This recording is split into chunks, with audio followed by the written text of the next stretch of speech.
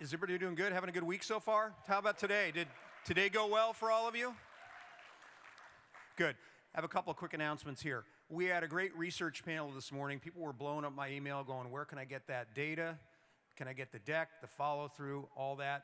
The full research project deck is on the CRS app right now. So you can access that. Do you know your audience like you think you do? Go to the CRS app, take a look at it, all the tables. All the things are there. Tonight, at 6:30 in this room, Bob Kingsley's Acoustic Alley takes place. Doors at 6, music at 7, Garth Brooks to finish the night. Okay?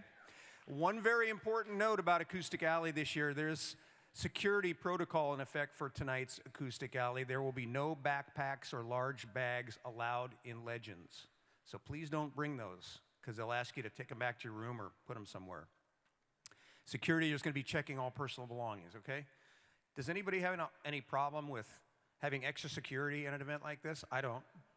Just like when I'm flying and they say, you know, it might be an hour before we fix the wing of your airplane. I'm like, fine, you go, you do that.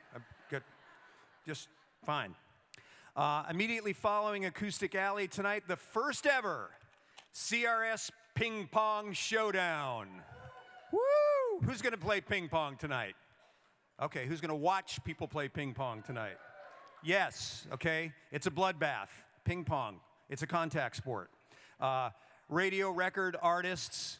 It's going to be it's just a lot of fun, you know? It's just a lot of fun for us to hang out. 10:15 doors. The play begins right after that. Legends A through C, which is right next door. So you can leave Acoustic Alley. Boom. Ping pong. Okay? All right. This is going to be great. Get ready for Eric Church. So I took all these songs, and I got the chance to make a record. We put a band together. We got on a tour bus. We went around town to town. And we made a lot of friends, not only fans, but a lot of friends in radio, which we played a year ago today on this stage. We got hired. We got fired.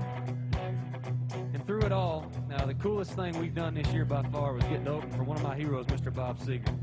And I can still remember being in Cincinnati, Ohio, in front of 25,000 people and watching him come out singing this song.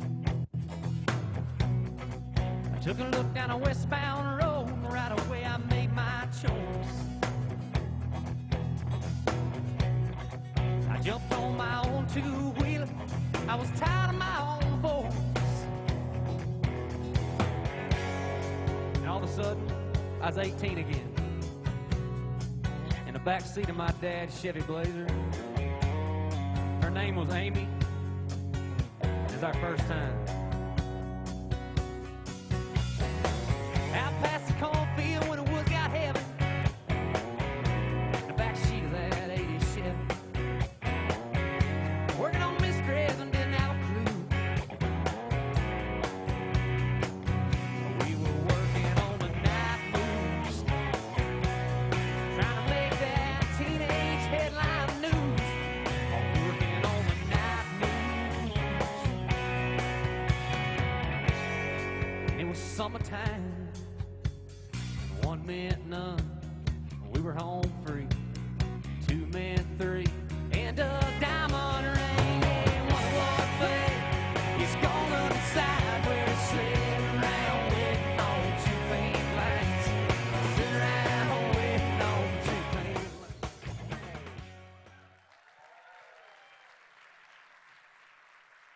Eric Church.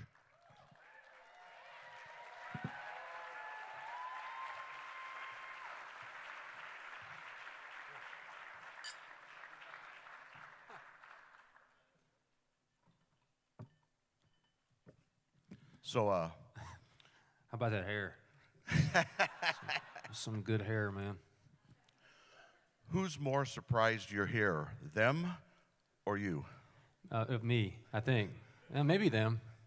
If you'd have told that guy, I guess that was 2008, 2009, 7, that I would be doing this today, he wouldn't have believed you. And furthermore, there's a thing in Goodfellas where the guy goes, I think it's Joe Pesci, and he goes to get made. You know, they have this big thing for him, and he's going to have a party, and he shows up and nobody's there and he gets whacked in the back of the head.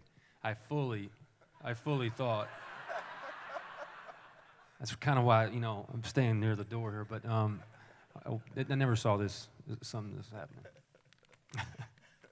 That, of course, was New Faces, 2007.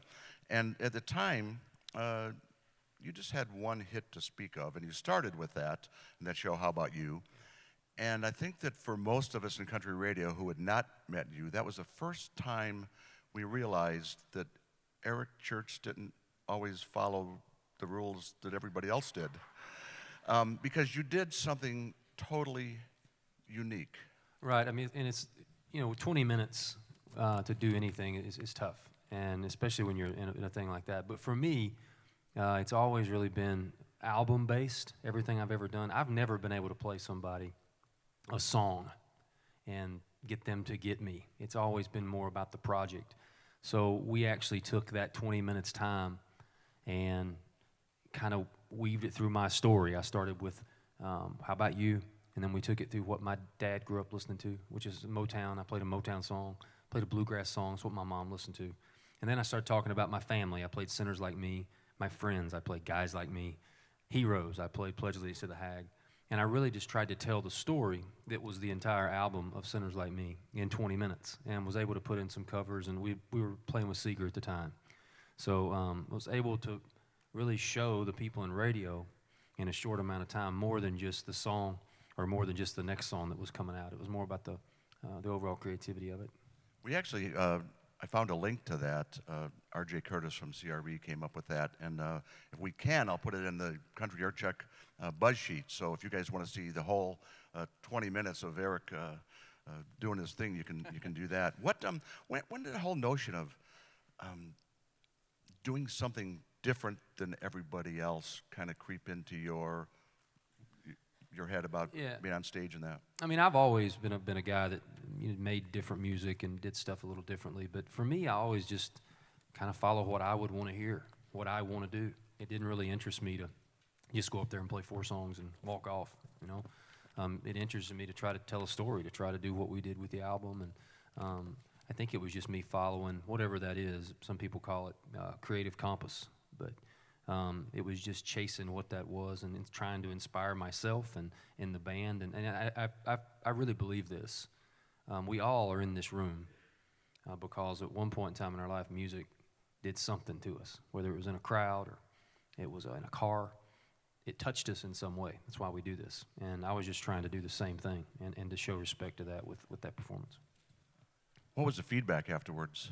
It was really good. People still talk about that today. I think you know, and it was the New Faces show, and 4, 5, 6 artists are on there. And at that time, we hadn't had a lot of success, and some of the other people on there had #1 songs and that kind of thing. But when I left that and went back around to radio and went around and played shows, a lot of people came up and were like, you know, that's when I first got you. And that's when I got that you were more than How About You, or more than 2 Pink Lines. We were always a little more than 2 Pink Lines. That one. That was a great second single choice. Why teen pregnancy wouldn't work, you know? At least nobody expected that. Nobody expected that one. Yeah, I tried. I have a really thick North Carolina accent, so my mom, when she first heard it, was a little uncomfortable, at least for me, and she didn't seem to be bothered by this at all. The 2 Pink Lines, and she said, "I just don't understand." She goes, "It really comes out of nowhere." And I said, "What does?" She said, "The hook, the song, the title." And I said, 2 Pink Lines? She said, "Yeah, I don't get it. Why? Where are the lions in the other parts of the song?" I said, "Oh, okay. They're not there." So I went with it. When you first were asked to do this and said, okay, you kind of wanted to do something different than just This Is Your Life, Eric Church, and you came up with Chasing Creativity. And if there's anything more obscure or harder to define, it's creativity. So why did you choose this as a theme for our chat today? Because I think for me, that's always been what has driven me in my career, is just trying to put myself in a situation where I will be the most creative. I mean, I got asked recently, we play on the last tour, and we do different set lists every night. We take a break in between. We play for 3 hours, and we put covers in there with the band every night that I don't know what they are, kind of like this. There's no rehearsal involved, and I don't know what it is until we get up there. So the first time the crowd's hearing that song is live, and there have been some spectacular crashes, and there have been some spectacular successes. But that spirit, the freedom of when you play music here and not here, it matters, and I believe people feel that. And so from the very beginning, I've tried to write songs that way. I've tried to put myself in the most uncomfortable situations with recording, making it hard, make sure it's left-footed, make sure nobody's just mailing it in and doing their thing. So it's always been something that we have pushed ourselves to chase. So that's what it is. That's what pushes your creativity is disrupting yourself. It's not I don't know if there's any kind of physical activity, running or something. You come back and you feel creative, or mental activity. Yeah, for me, it's about chasing that thing. That's honestly really hard to catch. I mean, it's very elusive, and I think too many people, when they go in to make an album or do whatever they do, they just show up and they've practiced it 20 times and they do it, and there's no nuance in there for it to go somewhere else or do something else. So for me, that's always been very important to my career, and I think it's important in anybody who's creative. Biggest obstacle for you for creativity? Actually catching it, actually finding it, because it can be, I go through periods where I'm incredibly creative, and I put myself in that situation, and then I go through periods where I can't find it. I try everything, and I found with creativity, the harder you try and the harder you stress about it, the more you try to squeeze it, the more it doesn't happen. And for me, it's always about putting myself in the right frame of mind, in the right situation, and then just let it be. As Ray Charles said, let it be what it be, baby. In his acceptance speech at the Oscars, the Oscar-winning director Bong Joon-ho, and we know why he's creative. Bong, tough crowd.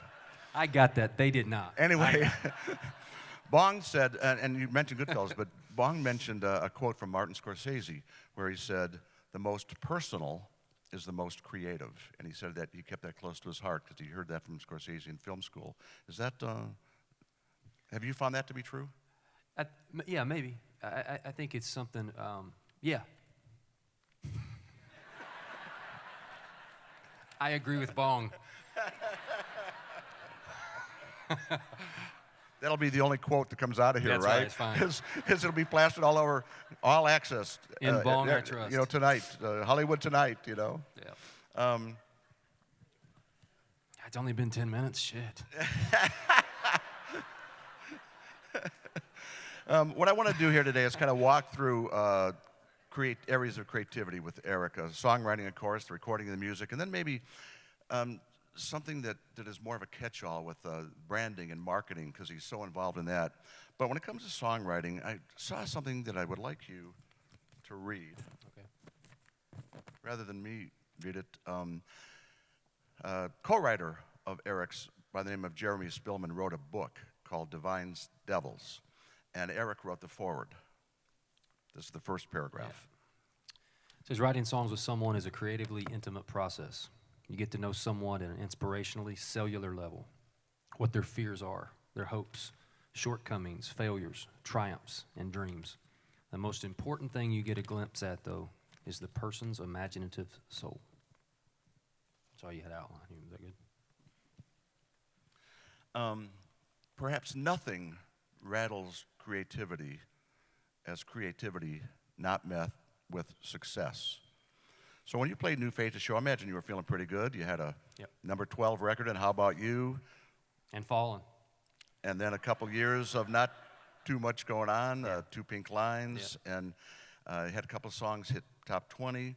Really, you didn't have a number one until January of 2012. So 5 years between that New Faces performance and a number one record. Meanwhile, a lot of people who came out about the same time as you did had a lot of number ones, a lot of top fives, a lot of big tours. People like Jason Aldean, Miranda Lambert, Taylor Swift, Lady A, Darius Rucker, Zac Brown Band, Chris Young, the band Perry, all contemporaries. And of course, closer to home, your label mate, Luke Bryan. Yeah. So what are you thinking as you're having top 20 records and maybe not much more, and it's taken some time, and you see all the people who were out with you zooming by, if you will. What does that do to your faith in your creativity?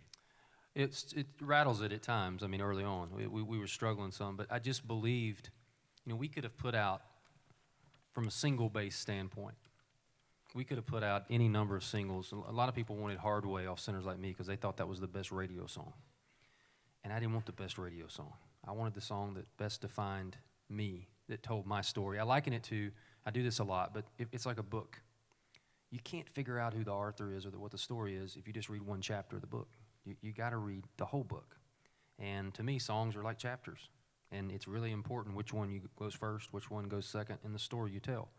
So for me, when we were doing that in the songs we put out, we made some choices. Two Pink Lines was a choice. But it was a choice because, there's a reason, it was because I'd never heard that subject matter. It was a little bit, it's what people would talk about at the dinner table, but they probably wouldn't put out. That wouldn't be their first choice. But I wanted it because it wouldn't be their first choice. I wanted it to be the song. And we've done that throughout our whole career. I mean, putting out The Outsiders as a first single, putting out Homeboy off Chief when you had Drinking Man and Springsteen sitting there behind it, going there first. And even, up until putting out Mr. Misunderstood first on the Mr. Misunderstood album. I knew there were other songs on there that were going to do better at radio, but it didn't tell the story that I wanted it to tell about me and about the music. And I was going to go there later, but I'll go there now. But you like The Outsiders, you put that out first. Yeah. Were you just afraid that it wasn't going to be heard if you didn't get it out? Yes. Right away? Correct. Yeah. I knew our best shot on that was first because once people heard the album, nobody had heard the album. And once they heard the album, they were gonna gravitate to Talladega and other songs. I knew that, but I loved the noise of The Outsiders. And to this day, my favorite part of that is we did one of the iHeart country things, and it debuted at its peak. So it debuted at 26 or whatever, and that's as high as it got. It went down from there. I'm proud of that. I really am.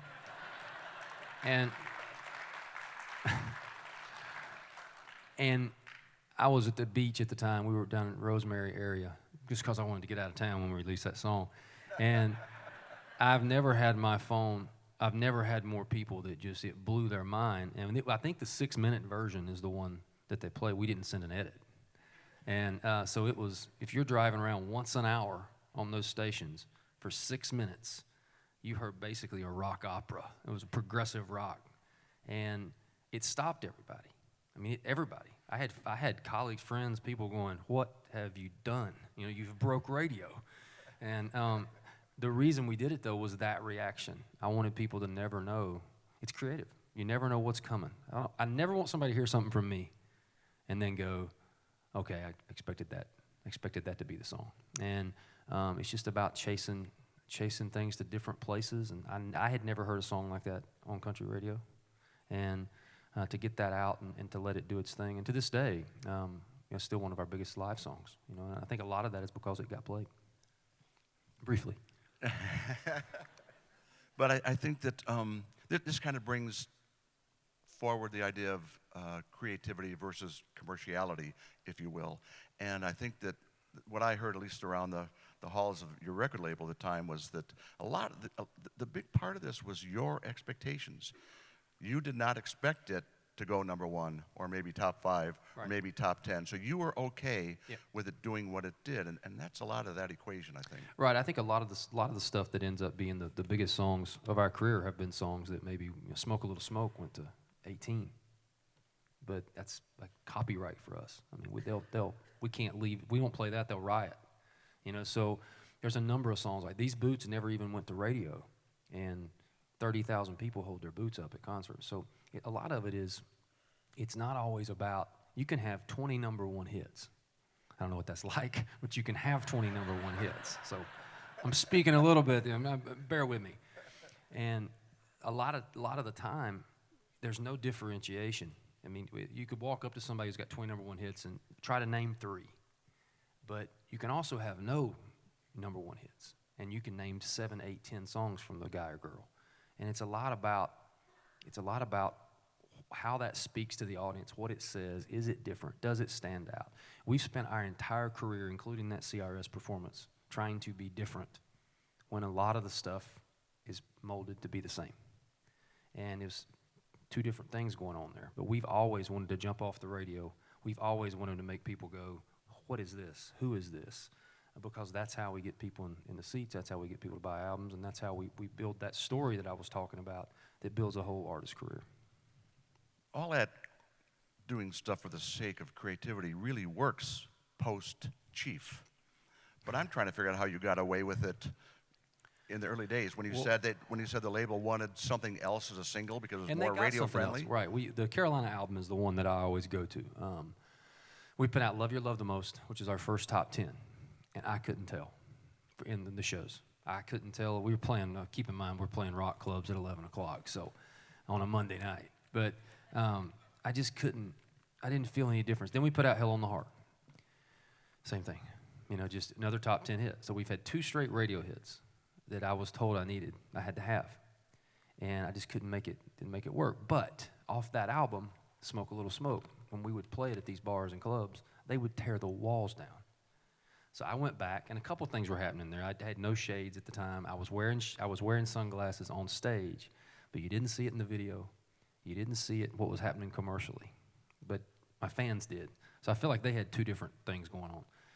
And then I went to a label, and we had a discussion, a somewhat lively one, about Smoke a Little Smoke. And keep in mind, at that time, that's way before, that was a little taboo, or a lot taboo, to have a pro-marijuana song in 2009, that area, 10.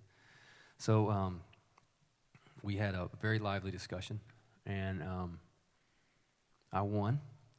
And we How did you win with a forgive the phrase here, but with the relative lack of success? How do you talk Mike Duncan into letting you do what you want to do? Right. Well, some of that is Mike Duncan. He's opinionated too. He's you very may have heard. opinionated. Yet we do well together.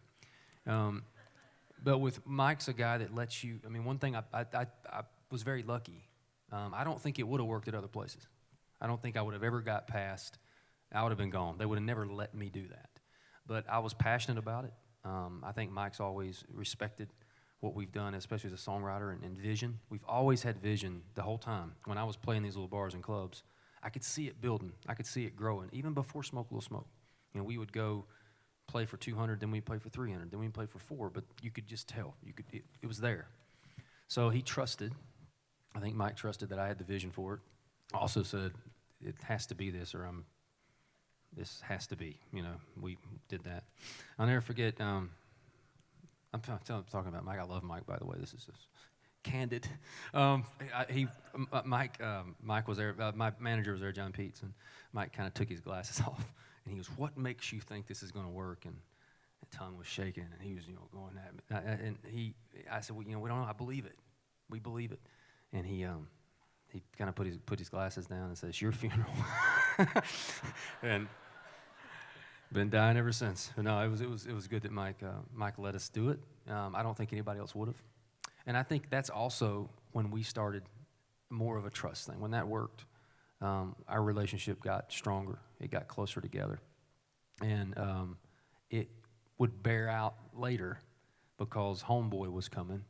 And that was another song that some people pushed back on. And then Outsiders was coming later. And then so it really, to me, the Smoke a Little Smoke moment was the moment that we were able to be the artists that I envisioned us to be as we went forward. Allowed us to take more chances, allowed us to get farther out on the limbs, and I knew that Mike trusted us to do it. Well, people talk about the hits from Chief as kind of that seminal moment for you, but it really was Smoke a Little Smoke that set up Yes, it was. Chief, because Yes. that was the last single. Right. And it wasn't a big radio success, but the people that Peaked at 15, just in case you were okay, wondering. 15. It's higher than I thought. But it changed. It sold. The record went gold just on that single alone, and it started just to get some traction. And then that's the first time the video I had the sunglasses on, and the hat, and that was coming into the Chief era. You know, it was about we were just peaking at what that was about to become. So it sounds a little bit like you were kind of, if you will, growing into Eric Church. Yeah. And that this whole thing was a progression Yeah. getting to this place. I believe all artists do that. I believe the biggest disservice we do is we put out a song or first album and we expect that person to know who they are creatively. It just takes longer. It's a longer journey. It's my big beef with a lot of the way we groom artists now. We do the shows and American Idols and all that stuff. But the journey for me, going through those things, is where I found out more about myself. I found out more about myself as a songwriter, as a performer. Had more stories to tell. Had more hunger. Had more passion. You know, all those guys and girls that were passing me on the chart, that was bugging me. You know, so I was able to put that in here, and it started to come out. You know, especially the Chief album. It really came out. Outside of maybe your wife, Catherine, did you verbalize that frustration to anybody? That because you were, you know, like I said, you and Luke were signed about the same time, Right. and he had a lot of initial success.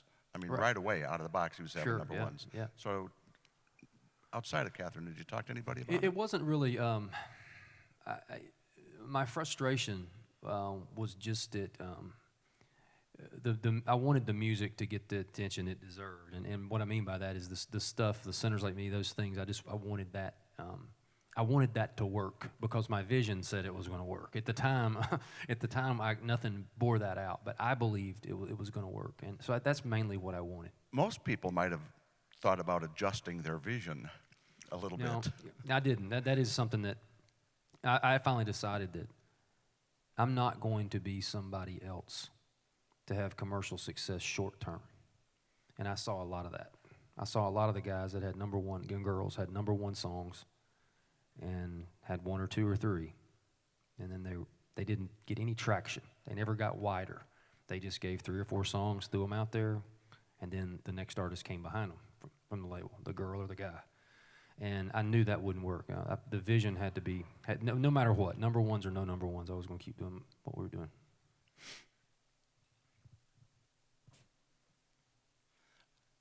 Talk about, we'll go back to the successful part. I want to say one thing. After Carolina, what changed creatively going into Chief after Smoke a Little Smoke? Did you discover that you could write with that edge, and did it free you up a little bit? 100%, and way more bold, because Smoke a Little Smoke worked.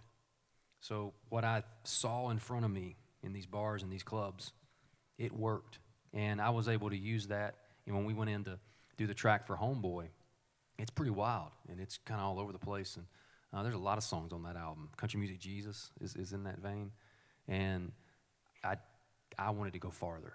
Whereas before, I may have been thinking, we do this and never going to get this played.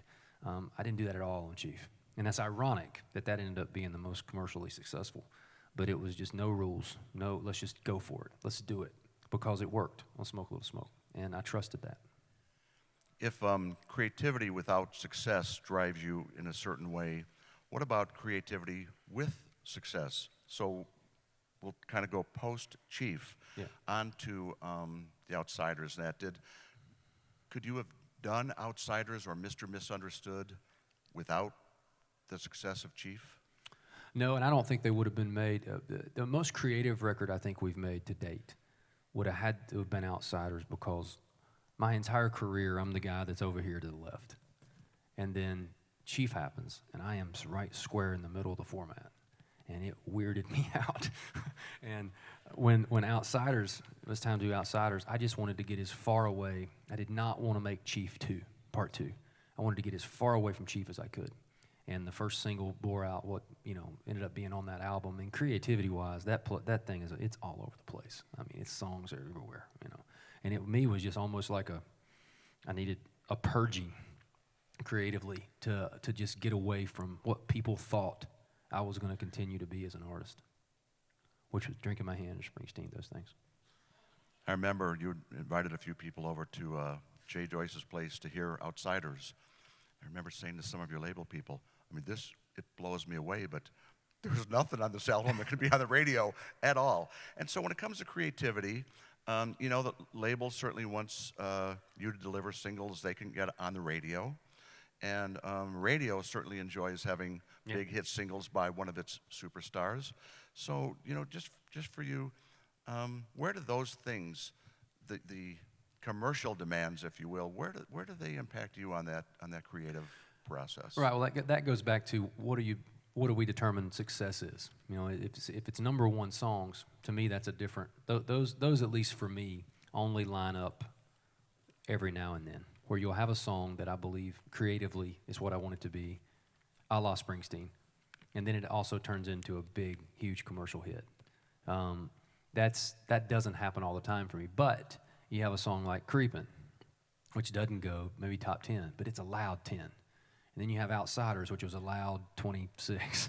And you have these songs that they leave an impact, even though they didn't go, you know, and spend 30 weeks on the chart. So we always, Desperate Man album, the reason Desperate Man was first is I knew it was going to blow people's hair back. And I knew it. It was kind of weird and odd. And, but I wanted that, you know, and it went to somewhere. It didn't, I don't think top 10, but it got somewhere.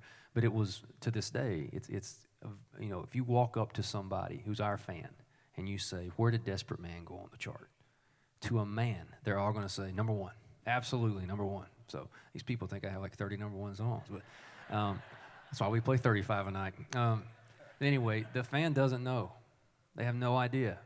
They don't, because the quantification of that with a song that goes to number one, it's what kind of song went to number one and what mark did it leave. And, you know, a great example, even if it's been this way forever. If you take, Martina McBride, Independence Day, was a top 20 song. But if you ask me to name her one song in her career, I would pick that first. So a lot of it is the type of song and how it matches up with our vision, at least my vision. And that is, it's just got to be memorable. It's got to be different. It's got to be something that goes into a category that everybody else is not in. We're talking about creativity, especially in songwriting. I want to shift gears a little bit and talk about a couple other areas that you're heavily involved in when it comes to creativity. And we'll get back to the music, especially the new music, in just a little bit. But show the slide with the album covers. We've touched on this a little bit. And of course, Chief, the decision to go sunglasses. I heard somewhere that you did shot with that without sunglasses? We did. This was the funny thing about this Chief cover is we were my manager took that, John Peets, and we were shooting a promo for some kind of alcohol at the time, but it was like a Busch Light deal or something. We were trying to get money, and he had this is how thought out this was. He had a brand new camera, and he had a new lens, and I had that on, and I put on the hat, shades. I was standing up against something, and he just walked up and got right in front of me to try out the new lens, and he snapped it, and then he showed it to me. He said, "It looks pretty good." And as soon as he turned that picture around, I said, "That's the cover of the next album." And he said, "What?" I said, "That's the cover right there." I said, "That it needs to be that." I said, "That's the guy it needs to be." Why? Well, because one, it went back to the bars and the clubs and what was happening at the time. So this is post Smoke a Little Smoke. We have the Chief album. It's done. We don't have any artwork. We don't have any of that yet. But that singular guy, that focus on the guy that's been out there, I think the entire time up until that point, he hadn't been able to be him. And when I saw that, it just spoke that to me. It's about that. It's about that guy, the guy that's been trying to break out and turn into that. And I think that I knew it immediately. It was really weird. As soon as I saw it, I said, I just saw it. I said, that's it. So ended up being the cover. They initially the pushback, which is I get the pushback. It's you can't wear a hat because you have hair, and then it was you can't wear shades because you have pretty eyes, which is weird. But A quote from Mike Dungan, probably. No, yeah, just the eyes. No, this was just marketing, and I get it, but I think a lot of artists may have said, okay, just get my song on the chart, and for me, I said, no, it's got to be this because the fans see this every night. They see that guy. That's who they see, and we have to be that guy, and they have to see that same person that they see standing on stage on the cover of the album, and ended up. doing really well, especially first week. We, Homeboy at that time wasn't, I think it was top 20. We were kind of downplaying expectations on stuff. It ended up being the #1 album, all genre, so I think. Somebody check me on that, but I think so. You may know. Don't tell me if it's not. I'm going with #1. Did you have a hard time selling that to anybody? Yeah, initially. I think a lot of it was, and it's been this way my entire career. This is not just with labels, but also with the booking and clubs and stuff. Not a lot of people really knew what to do with us. Like what to, they it almost kind of worked because a lot of times it was like, we have no clue, just put them over there. It's figured out. And this was something that people were like, this is what he wants to do, So, and I was pretty adamant about that. They were probably tired of arguing with They were you tired of at the point, yeah. right? Probably tired of me. And then, so you go from this giant head on the album cover to... Wait a minute, Lon. Well, I'm not much one to talk about giant heads, so... But then you go to The Outsiders, and it's not outsider, Right, it's plural, right.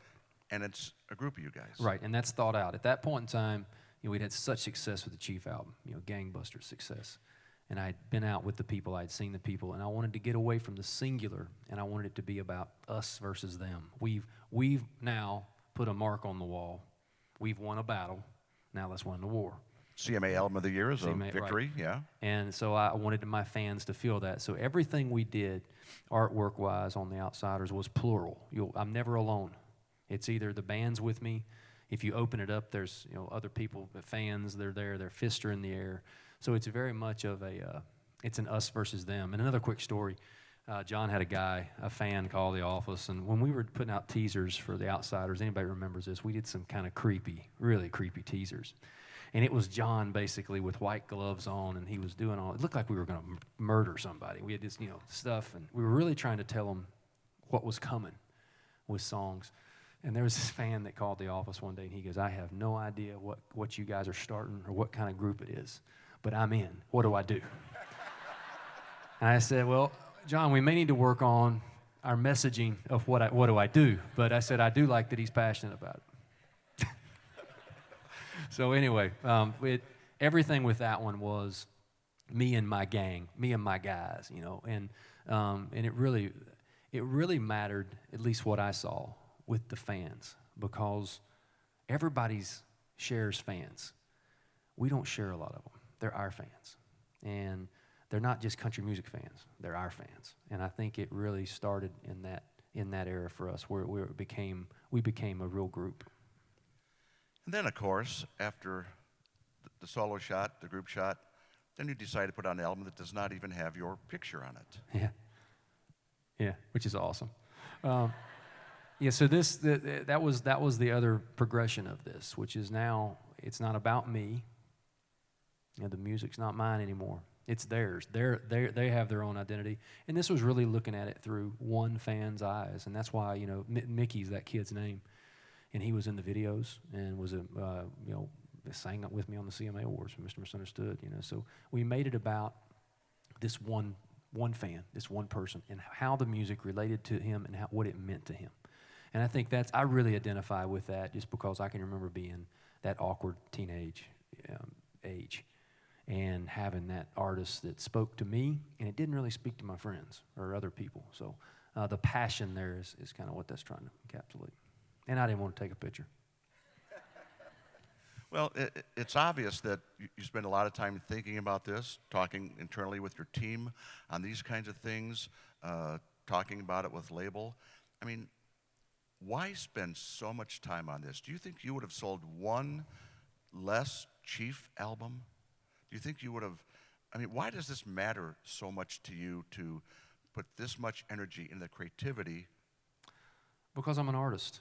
And I intend to be more than the Chief album, and I intend to be more than Outsiders and more than Mr. Misunderstood. So I think if you look back on the career, the way we do things, the smallest details matter the largest the longer you go. And we've looked back at our career when, for example, putting out Two Pink Lines and minor things like that, when you do stuff and you think it's one single, it's one song, it matters. Because what people hear from you, what you speak to them, what you tell them about yourself, it really starts to stack up. And like I said, with the book, they become a real fan, and the passion is what really starts to build. And that's what we saw, that because we were doing stuff different, and because we cared about our fans, we always put our fans first in everything we've done. You know, even the Mr. Misunderstood album, I mean, that we did that under the covert style, and the fans heard it first. And some of this was on the radio. Some of my favorite things from that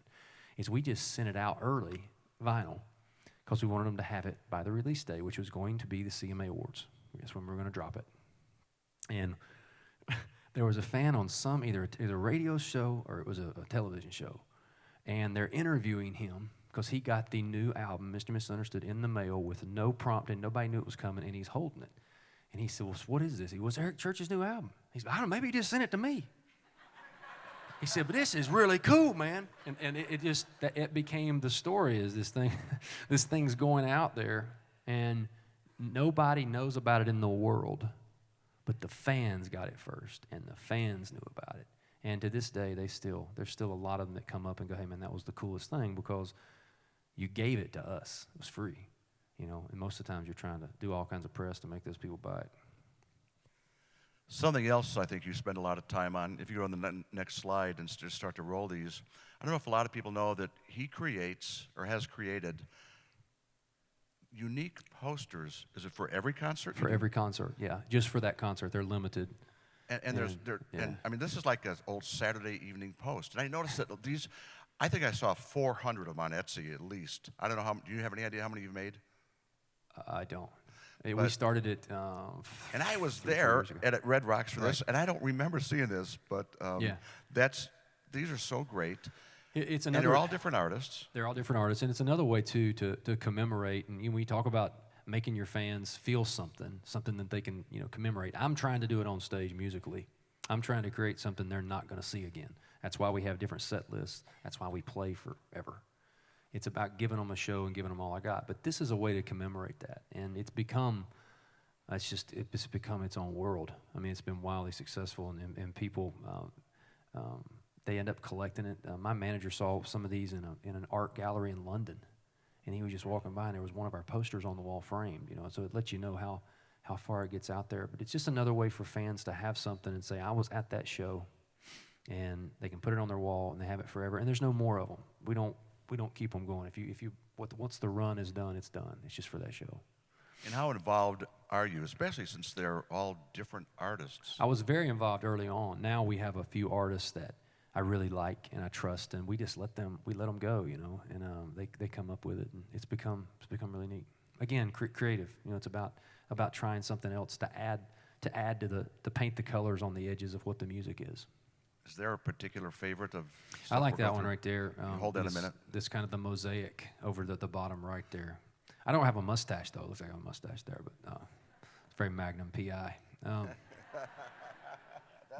That's why you like it, right? Dating myself. Look like Tom Selleck, yeah. But the new artists don't know who Magnum PI is. You can continue on if you want. Those are. No, it is amazing. There's a whole underground now of trading these and collecting. And it is, and what fans do is they end up collecting so many, and then you'll see them, and they'll show you their wall at their house, and it's 100 posters. What's the deal with all the snakes and the skulls or the skeletons and the stuff? I don't know. Artistic, poetic license. I don't draw them, so maybe the artist has a real thing. Well, you had to have some input somewhere because there are an awful lot of them. Early on, we did a lot of skulls and snakes, and because it freaked people out, I mean, people. I mean, as a country, I'm a country artist. I'm the guy. I mean, I remember going to these towns, and I'm the guy that sings "Love Your Love" the most. And man, I would send my guitar player out. This is horrible, but I'll tell it anyway. And I would send him out, and he's a metal guy, and I got him from the metal world. And I would send him out for sound check, because all the people would get down front thinking they were going to see a country show. And I would send him out to sound check with Pantera, and just by himself, solo, loud as he could get it, loud as it could go. And everybody would just start picking up their stuff, and we would get them, they would leave. And then that was about right. Some people would start, they'd start coming back down, and I knew those were, the second wave was my people, not the first. So. Kind of proud of that. So, is all the skeletons and skulls and stuff post Chief? I mean, That was a lot of that was pre-Chief. Is when that's around. I wasn't that, sure when you said around that cover kind of Well, said that's the guy I want to be. It would have been Chief because it would have been. We started doing a lot of that stuff with our merch and stuff prior, but it would have been the thing where when you have in your head what a country music artist poster is going to look like, we were just trying to go the total opposite of that. And usually snakes and skulls and those things will do it. And was the giant inflatable devil your idea? That wasn't my idea. That was I supported it, but that was the production manager's idea. We had a crazy kind of idea. We had a song called Devil Devil on Outsiders, which is a wacky album. And it has a poem before it that's real dark and Shel Silverstein-like. And it's just a dark thing. So he came up with the idea of having an inflatable devil. Now, I didn't know what that meant. You know, he didn't know it was going to look like that. I thought it was like a little inflatable devil. It's cool, man. Knock yourself out, you know. But ended up being about 30 feet tall and scared the hell out of some people, literally. So, Well, I think I saw it in Salt Lake City. I saw your show, and I'm not sure everybody realized you were on stage because the inflatable devil seemed to be getting a lot of photos. it did. Everybody turned around, yeah, which is kind of cool. So, like, are you really a badass, or you just play one in country music? Good question. I'm not touching that. You got to get. Then we are going to have my wife. 17 minutes got and 30 17 seconds minutes of to- silence yeah, if you don't answer that. I don't know the answer to that. I mean, it depends on what you equate badass. I mean, a lot of that was low hanging fruit because of the skulls, the snakes. But and then a lot of people, you know, they tried to identify us early on, and they would just use a big group qualifier, outlaw or something, and the broadest term you could use. So a lot of that came from there. You know, they would use badass and outlaw. I hope if it comes from anywhere, it comes from the fact that what the music is, the quality of the music, and that we play 3-hour shows and give everything we have, which has turned into its own thing. I have a buddy of mine who was coming to the show here in Nashville at Nissan, and he was taking a Uber or something. And the guy picks him up to the hotel and is on his way down, and was an ethnic guy. And he said to my buddy, he said, "Where you going?" He said, "I'm going to the concert." And he goes, "Oh, man, I hear this guy plays for 6 hours." And my buddy said, "Yeah, he does 7," like that, which is nothing, nowhere near truth, you know. But it just turned in, kind of like the other, it just turned into its own thing, its own urban legend. And I wonder if some of that, too, is just the fierce hold on creativity at all costs. Because, you know, creativity, it strikes me, does come at times with a cost. Yeah. And I don't know that you could chalk it up to creativity that got you thrown off the Rascal Flatts tour, but You waited 45 minutes to get there. well, I'm figuring if you walk off, I can do 15. You could do 15. Yeah, that's good. I mean, I definitely think doing my own thing and just being stubborn about it early on, yes, got me kicked off there because You had no, I won't say right, but you had no clout to do that. no, hell, hence getting canned. But By the way, Taylor Swift and Jason Aldean filled the spot that, Yeah. that he yeah, I still vacated. have. A lot of people know this, but I still have the plaque. I knew Taylor was going to work great out there. I'd seen the fans, and I didn't know I had been replaced. I read about it, and which is nice. And so anyway, Taylor comes up. And she wanted to make sure there was no bad blood, you know. And I said, "No, man, they're going to love you." And she had just had, I think, the Tim McGraw song, and I joked with her and I said, "You owe me your first gold album." And like 4 days later, she had it. So sure enough, she came to a show. I saw her somewhere, and she had. I still have it. It's in the Hall of Fame, I think. But it says, "To Eric, thanks for playing too long and too loud on the Rascal Flatts tour. I sincerely appreciate it. Love, Tate." So it's one of those things that honestly, the honest answer there is, even then, I had a vision. I wanted to do things my way, and even then, you know, I did, and we got fired. And then that honestly is what got us here, though. I would have never known that those fans were mainly males then, were in rock clubs at 10 or 11 o'clock listening to classic rock or listening to Hank Jr. or listening to stuff they weren't getting at that time. At that time, it was a fairly female-driven format. It was very, I guess, soccer mom or whatever. I heard that term a lot in research, and they would say, you know, a lot of Wait, females. you looked at research? No, I got told that. Oh, I didn't learn okay. it. Told that. But I would, you know, at that time, there wasn't a lot of the male, the testosterone-driven stuff. And I found those people there, and they weren't many of them in those little bars and clubs, but they were passionate. At one point in time, until the Chief album, our show was like 90%. The band hated it because the show was 90% male. It was just guys, as far as you could see. And the band had no fun with that. They really liked when Chief came along and it could mix in some females. But that was our crowd, though. And the music started to go there. Smoke a Little Smoke and some of a lot of Boot Left to Fill and some of those testosterone-driven songs, Guys Like Me, were really aimed at that crowd that I saw in front of me. And a lot of that, getting fired and doing things my way, and rightly getting fired, allowed me to go on a path and take a journey that if I hadn't have done that, I just don't think we would have been where we are. I think that had to happen for us. Got to get to the new music, but first, more recently, you probably cost yourself a few million eyeballs on national TV by, once again, getting creative. Yeah, CMA Fest for ABC. We had played the week before at the stadium. We had set the attendance record at the same place. And I just could not walk back out there and play 5 songs, just 5 hit songs or whatever, songs. And I just spent a 3.5-hour show the week before. It just felt cheap to me. So this came to me that day, and I called the band, and the production people for ABC were freaking out because they wanted us to camera block and all this stuff. And it dawned on me, what would be really cool is I have a spot in my show where I do Mistress Name Music. But then I go into covers, and I chase songs and play stuff from my youth that I loved. I decided to do me in that spot.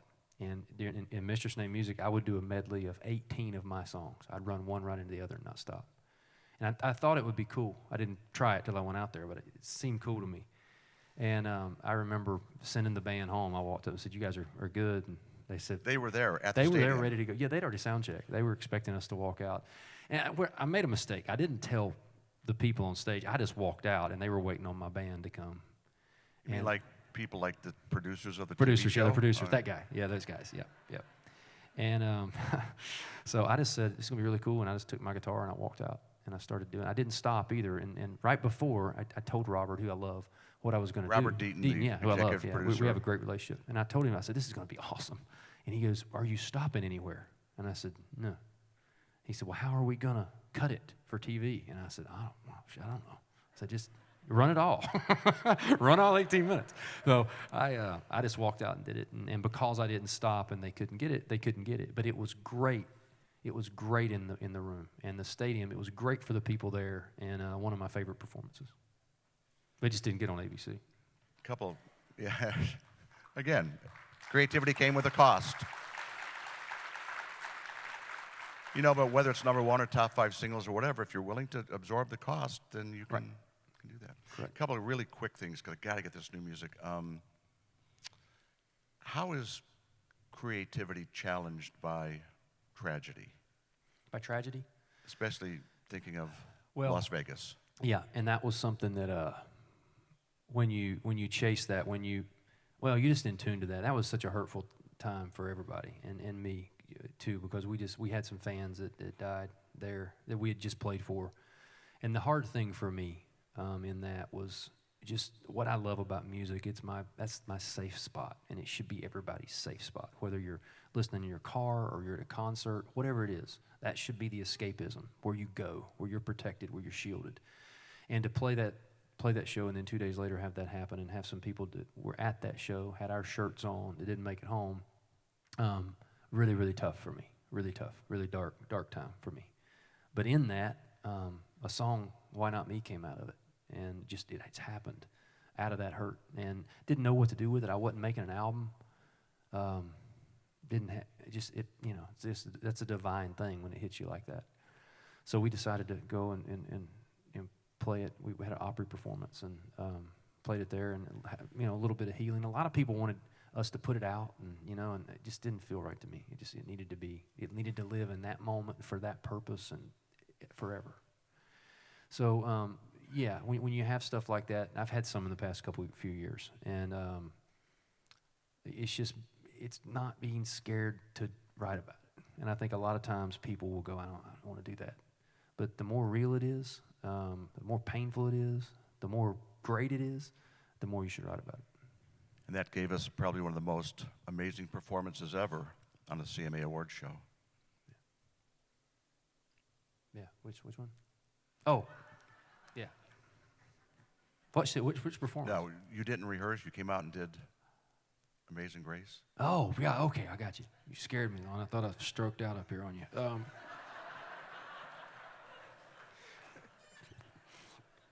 Tabong. Nah.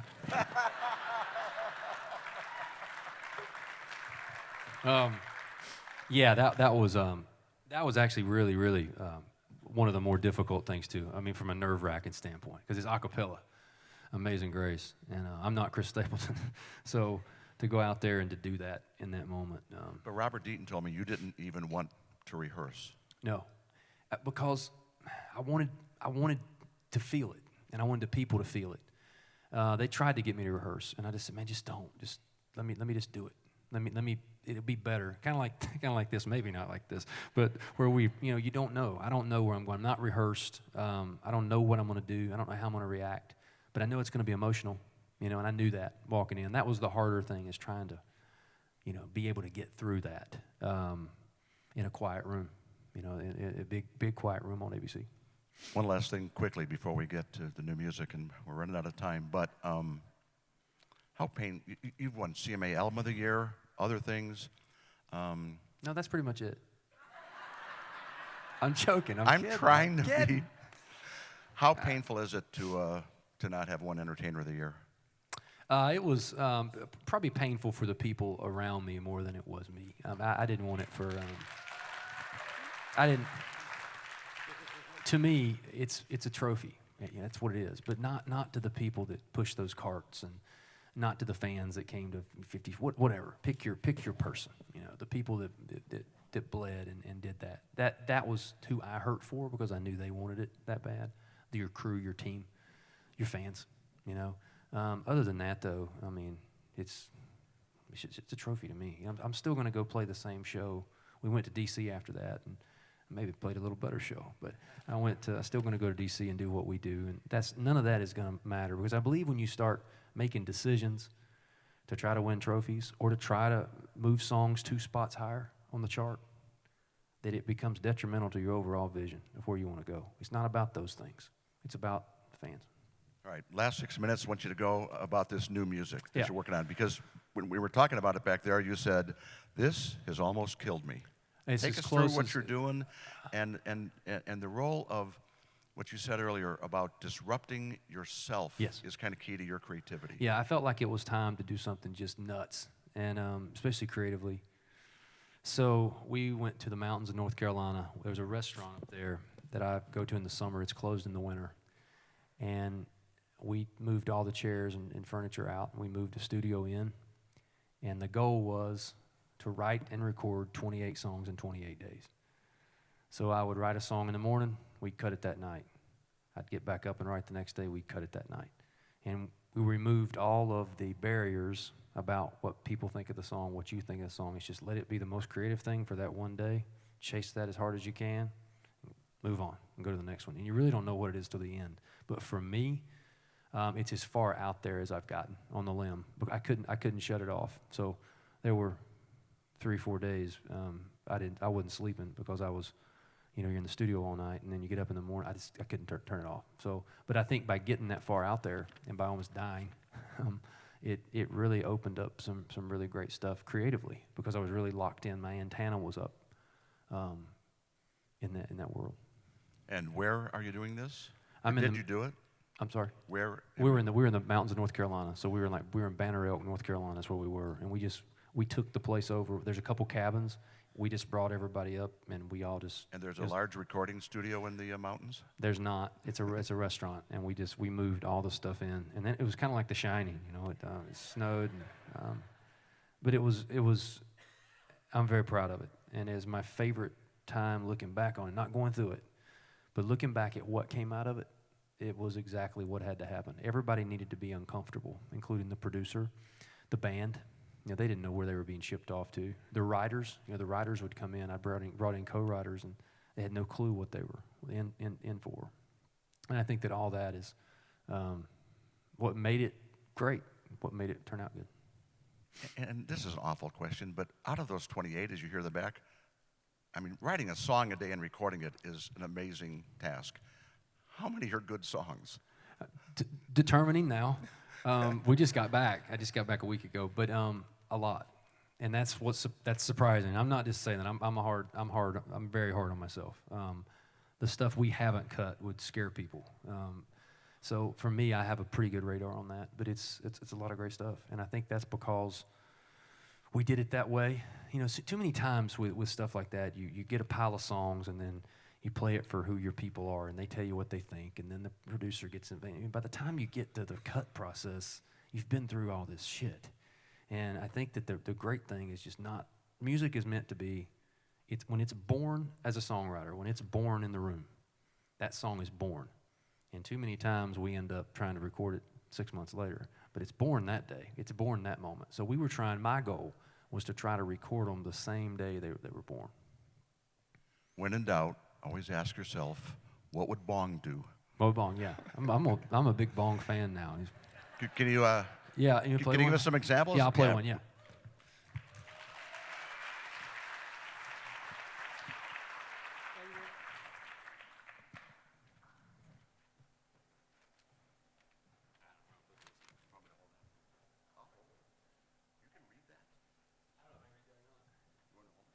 I can kind of read that. Yeah.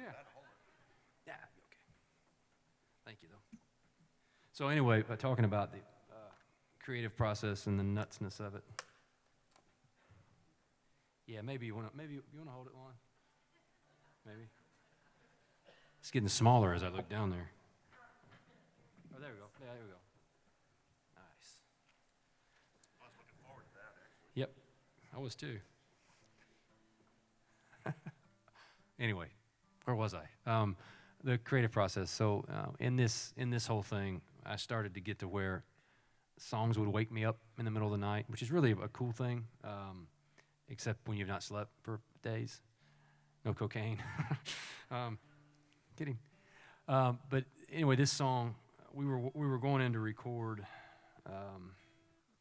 another song that I'd written, and earlier that day, we had a problem with a generator or something, and they kept saying Jenny is the word they kept saying. We got to fix the Jenny. We got to fix the Jenny. And the songwriters are there to record another song with me. They're very excited about it. And I was walking off my bus and just started going. Jenny, Jenny, been climbing the wall, and just over and over. I couldn't get it out of my head. So this different Jenny happened.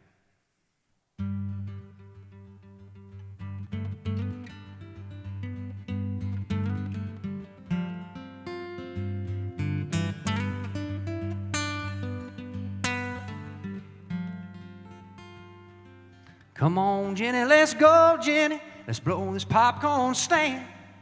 Come on, there's a road, Jenny. And Jenny, let me be your man. Come on, Jenny, let's go, Jenny. Let's see if this Chevy rocks. To me, Jenny, you're more Jenny than just another Jenny from the block. Come on, let's take it nice and slow. Come on, Jenny, let's go.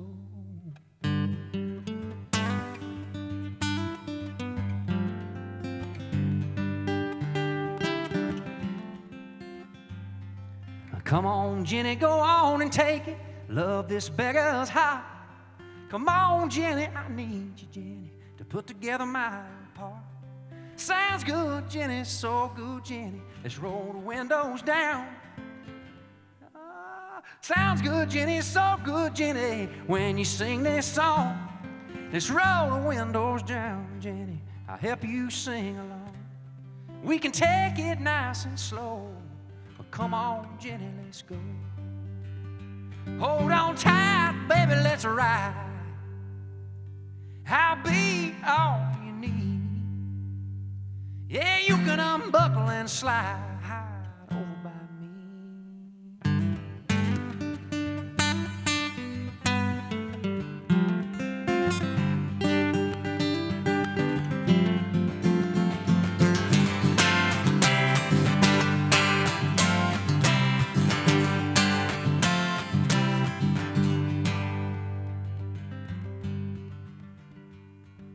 Jenny, Jenny, been climbing the wall. Gotta get out, gotta get gone.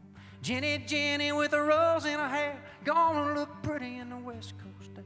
Jenny, Jenny, been climbing the wall. Gotta get out, gotta get gone.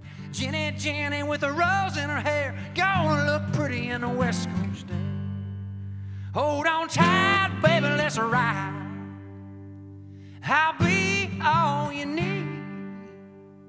Yeah, you can unbuckle and slide over by me.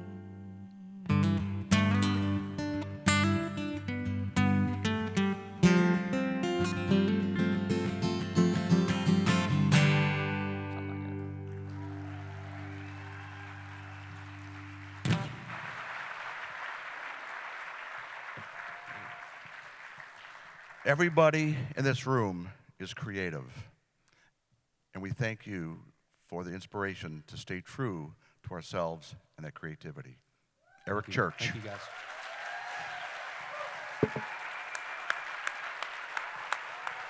Thank you, Lon.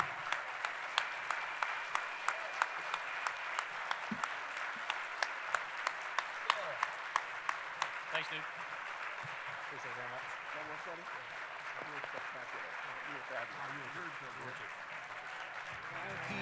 Love's not cheap, trucks don't wreck themselves. Mama ain't a shrink.